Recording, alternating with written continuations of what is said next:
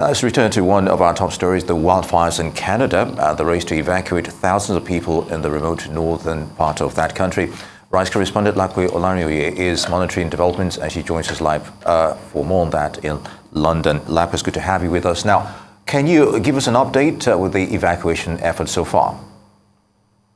Yeah, sure. I mean, over the last 24 hours, up to 1,000 people have been airlifted out of Yellowknife, which is the capital of the northwestern region in Canada. And that happens to be the epicenter where thousands of people reside in and have now potentially lost their homes due to these fires. There's said to be very long queues of people waiting to get airlifted out, with priorities being given to the elderly and the less abled. And of course, it's not a guarantee that many of those people will get onto those evacuation flights. They're set to come back again tomorrow, or that is today actually. They've got a next couple of hours to evacuate the entire area. Now, others who haven't been able to get onto those flights, there's said to be 2,000 seats left, are being encouraged to go by road. Of course, that is a danger for many. There's plumes of fire, it's very visibility is very low, and people are encouraged to go together. We can see in those pictures there how long and slow that queue is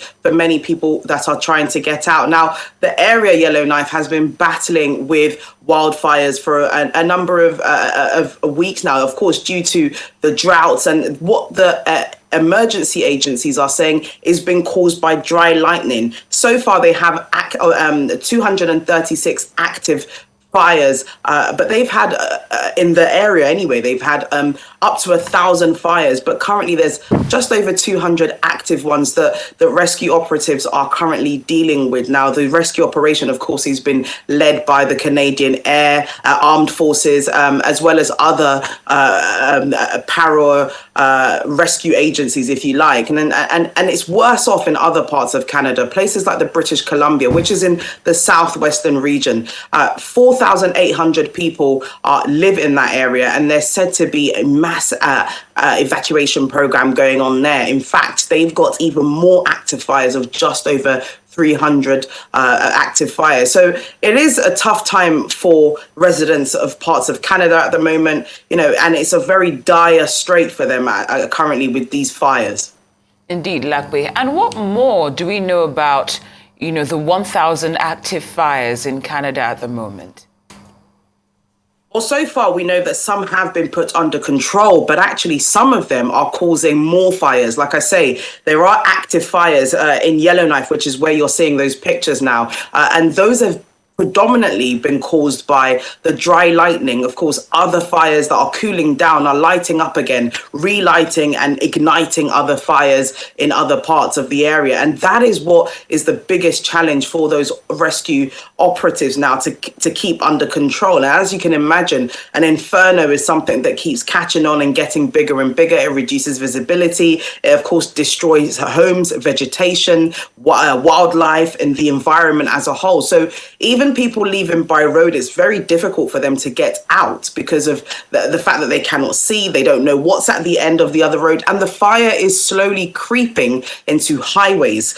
So the Canadian Emergency Services have encouraged people and in fact implored people to leave within the next couple of hours, midday their time, which is only in a couple of hours of our time. So there's not that much long left. But the overall consensus is it's better to get out than to be trapped in. Indeed, Labo. And what is the situation like in British Columbia? Again, it's the worst hit part of Canada. It's in the complete opposite end in comparison to the pictures we're seeing there from Yellowknife. It's in the southwestern region, southwestern province, they call it in Canada, and it's the worst hit. So far, there's up to 4,800 homes that could be potentially destroyed. The residents have said to have been evacuated. There's a mass evacuation program going on there. People leaving by air, people leaving by road, who are encouraged to do so very quickly. Now, this is not just contained to the British Columbia and places like Yellowknife. It's also spreading to parts of the US as well. And so this is a major rescue operation. As you and I know, fire is something that can't be easily controlled. Once it starts, it spreads very quickly. And in fact, in the case of Canada, it's spreading beyond their borders. All right, Lakwe, just before you go, I'd like you to reflect still on the Yellowknife scenario, the evacuations there, especially on aviation. We're hearing now there's increase in airfares. Tend to think that someone's trying to cash in at this rate, you think?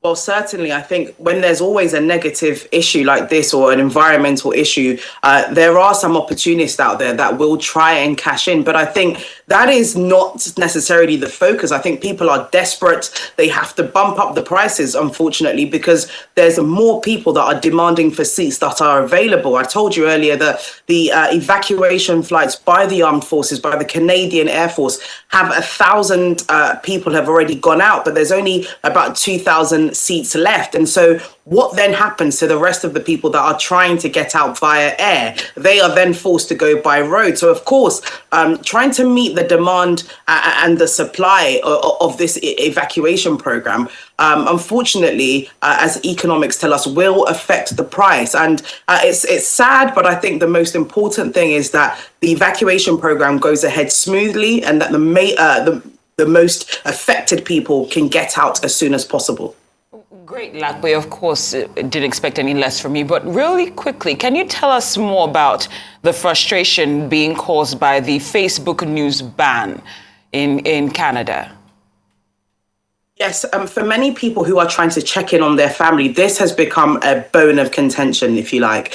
Many people cannot verify information about how fast the wildfires have spread, where their family are, if they're affected, how bad it is in that area, because there's been a removal of the immediacy of news that we're getting on social media, like in other parts of the world. And that, of course, dates back to the legal issue that Meta had with the Canadian government, who asked them to liaise with news agencies as a form of sourcing news. Meta, of course, said that this is not what their platform is meant for, and they therefore limited the amount of news that people in Canada can get from social media platforms. And in tough times like this, in times where people are only relying on social media, this becomes a massive issue because people just can't verify whether or not this is happening. I think I read somewhere earlier today that people have gone as far as having to use pictures, albeit old pictures, to then verify where people are and how people are doing in those areas. So it's kind of a hit and miss game with finding out correct information for people outside of Canada who are desperately trying to find out how their family are doing and if they are still indoors or have left. Indeed, still a dire situation. Labo, Olarinoye, many thanks for your thoughts on the Canadian fires. Good to have you with us.